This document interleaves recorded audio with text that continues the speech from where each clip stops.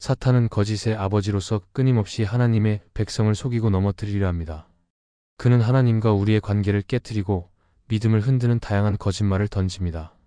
이런 거짓말은 때로 아주 교묘하고 달콤하게 들려서 분별하지 않으면 진리인 것처럼 착각하게 만듭니다. 그러나 그 속에는 하나님을 불신하게 만들고 죄에 안주하게 하며 결국 하나님과 멀어지게 하는 의도가 숨어 있습니다. 우리가 이 거짓말들을 분별하고 거부하지 않으면 사탄은 우리의 마음에 의심과 두려움을 심어 하나님을 향한 믿음을 약하게 만듭니다. 오늘은 사탄이 자주 사용하는 거짓말 몇 가지를 살펴보며 우리의 마음을 지키고 진리 위에 굳게 서는 방법을 나누고자 합니다. 첫째, 사탄은 하나님은 너를 잊으셨다고 거짓말을 합니다. 사탄이 자주 사용하는 거짓말 중 하나는 하나님이 너를 더 이상 기억하지 않는다는 속삭임입니다. 이 거짓말은 우리의 마음에 깊은 상처를 남기고 하나님의 사랑과 신실하심을 의심하게 만듭니다. 삶에서 기도의 응답이 늦어지고 상황이 나아지지 않으며 오히려 더 어려워지는 것처럼 느껴질 때 사람은 쉽게 이런 생각에 빠집니다. 하나님이 나를 외면하셨다는 의심이 마음에 뿌리를 내리면 믿음은 점점 약해지고 예배와 기도의 자리도 멀어지게 됩니다. 사탄은 바로 이 틈을 이용해 하나님의 선하심을 부정하게 만듭니다. 성경 속 인물들도 이런 거짓말의 공격을 받았습니다. 이스라엘 백성은 출애굽 후 광야에서 하나님의 인도가 늦어지는 것처럼 보이자 하나님이 자신들을 버렸다고 불평했습니다. 그러나 하나님은 낮에는 구름 기둥, 밤에는 불 기둥으로 그들과 함께 하셨고 그들의 필요를 하나도 빠짐없이 채우셨습니다. 엘리야 역시 갈멜산의 승리 후 이세벨의 위협 앞에서 낙심하여 광야로 도망쳤습니다. 그는 로뎀나무 아래에서 하나님께 더 이상 살고 싶지 않다고 호소했습니다.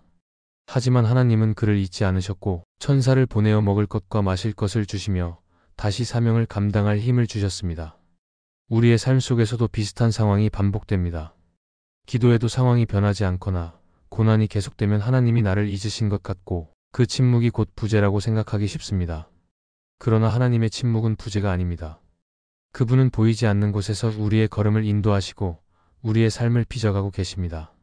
하나님이 일하고 계시지 않는 것처럼 보일 때에도 그분은 우리를 향한 계획을 멈추지 않으십니다. 하나님은 이사야 49장에서 여인이 자기 자식을 잊는 일이 거의 없듯이 설령 잊는다 해도 나는 너를 잊지 않겠다고 말씀하셨습니다. 이는 하나님의 사랑과 신실하심이 결코 변하지 않는다는 강력한 약속입니다. 우리가 이해하지 못하는 상황 속에서도 하나님은 여전히 우리를 향한 뜻을 이루어 가십니다. 그렇기에 사탄이 하나님이 너를 잊었다고 거짓말할 때 우리는 그 거짓을 말씀의 진리로 깨뜨려야 합니다. 이 거짓말을 이기는 방법은 하나님의 약속과 인도하심을 기억하는 것입니다. 말씀 속에서 하나님의 변함없는 사랑을 확인하고 과거에 하나님이 인도하셨던 경험을 되새길 때 우리의 마음은 다시 세워집니다. 기도의 응답이 당장 보이지 않아도 그분이 여전히 나와 함께 하시고 나를 위해 일하신다는 믿음을 붙잡는 것이 중요합니다. 결국 하나님은 단 한 번도 우리를 잊으신 적이 없습니다. 사탄의 거짓말에 귀를 기울이면 낙심이 우리를 지배하지만 하나님의 약속을 붙잡으면 소망과 평안이 자리 잡습니다. 하나님은 지금도 우리의 이름을 기억하시며 그 손바닥에 새기신 사랑으로 우리를 품고 계십니다. 그러므로 하나님의 기억하심과 신실하심을 믿고 그분께 더욱 가까이 나아가야 합니다.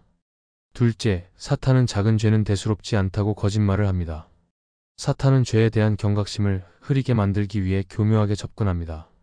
그는 큰 죄는 조심하라고 하면서도 작은 죄는 괜찮다고 속삭입니다.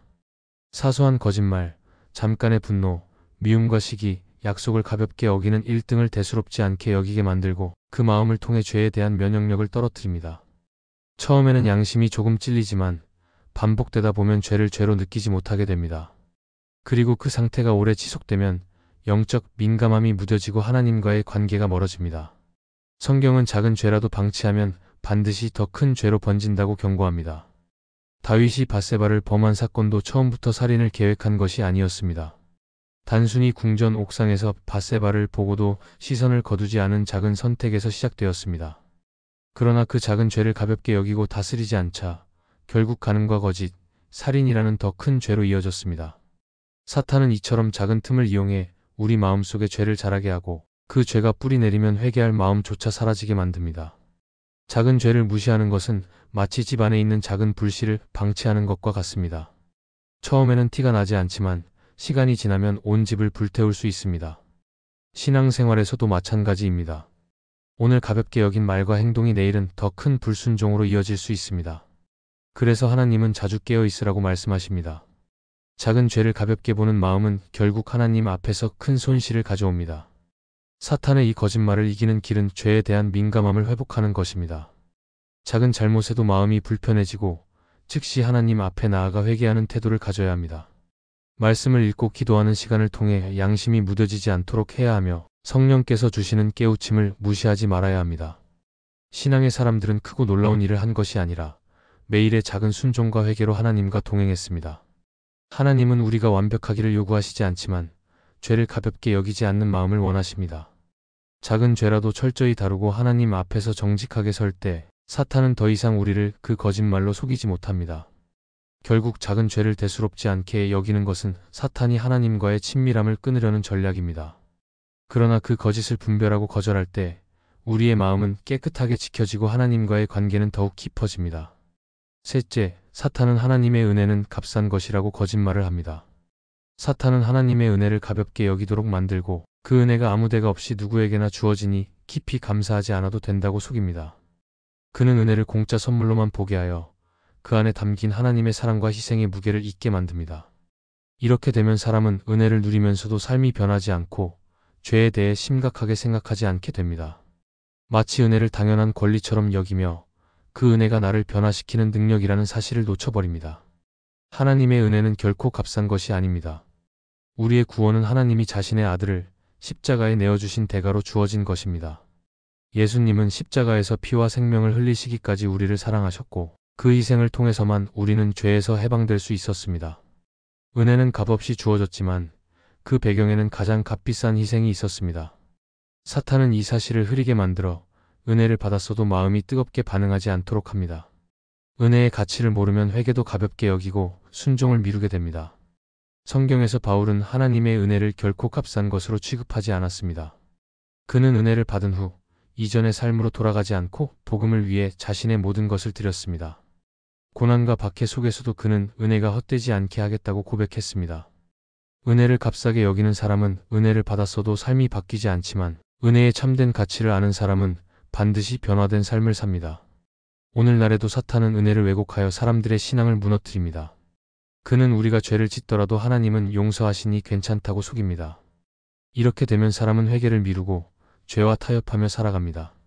하지만 하나님의 은혜는 죄를 덮고 그냥 지나가게 하는 값싼 용서가 아니라 죄를 끊고 새롭게 살도록 이끄는 능력입니다. 은혜는 죄의 무게를 가볍게 만드는 것이 아니라 그 죄에서 자유하게 만드는 힘입니다. 이 거짓말을 이기는 방법은 은혜의 참된 의미를 기억하는 것입니다. 예수님의 십자가를 깊이 묵상하고 그 희생이 없었다면 내가 어떤 상태였을지를 생각해야 합니다. 은혜는 내 삶을 변화시키고 죄에서 돌아서게 하며 하나님께 순종하게 만듭니다. 은혜를 받은 사람은 더 이상 자기 마음대로 살 수 없습니다. 은혜가 값비싼 만큼 그 은혜에 걸맞은 삶을 살아야 합니다. 사탄은 은혜를 값싸게 보게 하여 그 힘을 약화시키려 하지만 우리는 은혜의 무게를 기억하고 그 은혜가 나를 어떻게 살리셨는지 마음에 새겨야 합니다. 그럴 때 은혜는 단순한 말이 아니라 매일의 삶을 이끄는 능력이 됩니다. 하나님의 은혜는 값싼 것이 아니라 가장 귀하고 값비싼 선물이며 그 은혜를 아는 자만이 하나님께 더욱 가까이 나아갈 수 있습니다. 넷째, 사탄은 내가 겪는 시련은 하나님의 벌이라고 거짓말을 합니다. 사탄은 고난과 시련의 시기에 우리의 마음을 무너뜨리기 위해 그것이 하나님의 사랑이 식었거나 하나님이 나를 벌하신 증거라고 속입니다. 이 거짓말은 우리로 하여금 하나님의 마음을 오해하게 만들고 하나님께 나아가기보다 멀어지게 합니다. 어려움이 계속되면 마음속에 하나님이 나를 미워하시는 것은 아닐까라는 의심이 자리 잡기 쉽습니다. 사탄은 바로 이 순간을 이용해 하나님의 성품을 왜곡하고 우리로 하여금 하나님을 두려움과 불신의 대상으로 보게 합니다. 성경은 시련의 의미를 다르게 설명합니다. 히브리서 12장은 하나님이 우리를 사랑하시기 때문에 징계하시고 훈련하신다고 말합니다. 여기서 징계는 단순히 벌을 내리는 것이 아니라 잘못된 길에서 돌이키게 하고 더 강하고 바른 믿음으로 세우기 위한 하나님의 방법입니다. 요셉이 형들에게 팔려 애굽으로 간 사건도 처음에는 고통과 억울함 뿐이었지만 하나님은 그 과정을 통해 요셉을 연단하시고 결국 애굽의 총리로 세우셨습니다. 처음부터 끝까지 하나님의 계획 안에 있었던 시련이었으며 결코 버림이나 징벌이 아니었습니다. 팀 켈러는 고통의 답하다에서 이렇게 말합니다. 고난은 하나님이 우리를 버리셨다는 증거가 아니라 오히려 하나님이 우리를 당신께로 더 가까이 부르시는 신호일 수 있다. 시련은 하나님과 멀어지게 하는 장벽이 아니라 하나님을 더 깊이 알게 하는 통로가 될 수 있다는 것입니다. 사탄은 이를 거짓으로 바꾸어 고난이 하나님의 심판이고 관계의 단절이라고 속입니다. 그러나 성경은 시련이 우리의 믿음을 연단하고 성품을 변화시키며 하나님과의 관계를 더 깊게 만든다고 가르칩니다.